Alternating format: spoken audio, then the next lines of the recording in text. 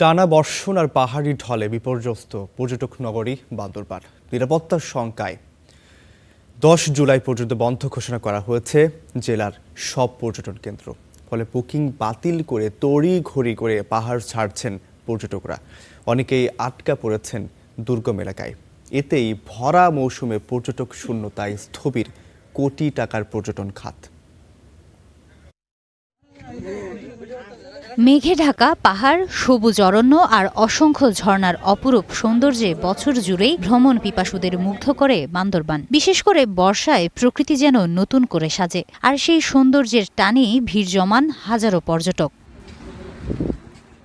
কিন্তু এবার সেই বর্ষাই যেন কেড়ে নিয়েছে বান্দরবানের চেনা রূপ। টানা ভারী বৃষ্টিতে পাহাড় ধস ও বন্যার শঙ্কায় খেই হারিয়েছে জেলার পর্যটন খাত।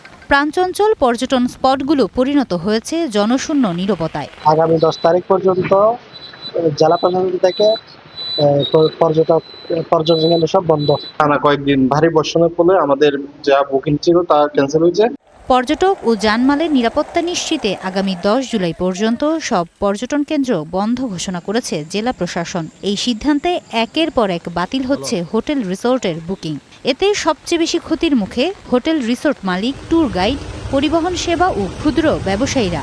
বান্দরবান সদর পর্যটন স্পটগুলো ইচ্ছে করলে খোলা রাখা যেত, কিন্তু সার্বিক পরিস্থিতি বিবেচনা করে প্রশাসন বন্ধ রেখেছে 3 দিনের জন্য। প্রাকৃতিক দুর্যোগের কারণে সাময়িকভাবে যেই পর্যটন স্পটগুলি স্থগিত হওয়ার কারণে আমাদের অনেকগুলি বুকিং ক্যান্সেল হয়েছে, যা এখন পর্যন্ত কোনো গেস্টের রিশিডিউল করে নেই, যার কারণে আমরা এখন বেকার সময় পার করছি। আর্থিকভাবে আমরা ক্ষতিগ্রস্ত হচ্ছি। দুর্যোগ পরিস্থিতি মোকাবেলায় সর্বোচ্চ প্রস্তুতি নেওয়া হয়েছে বলে জানিয়েছেন জেলা প্রশাসক। পাদদেশে অনেক সময় ধস সৃষ্টি হয়, এটার জন্য ফায়ার সার্ভিস, আমাদের ইউনিয়ন পরিষদ, হেডম্যান, কারবারি, স্থানীয় গণ্যমান্য ব্যক্তি, কোনো কোনো ক্ষেত্রে বিজিবি সবাই মিলে কিন্তু তাদেরকে সরানোর জন্য মাইকিং বা অ্যাওয়ারনেসটা করা হয়েছে। পাহাড় ধস ও বন্যা মোকাবেলায় জেলার বিভিন্ন এলাকায় 220টি আশ্রয়কেন্দ্র প্রস্তুত রাখা হয়েছে। পরিস্থিতি স্বাভাবিক না হওয়া পর্যন্ত অপ্রয়োজনে বান্দরবান ভ্রমণ না করার আহ্বান জানিয়েছে প্রশাসন। Desk report, star news.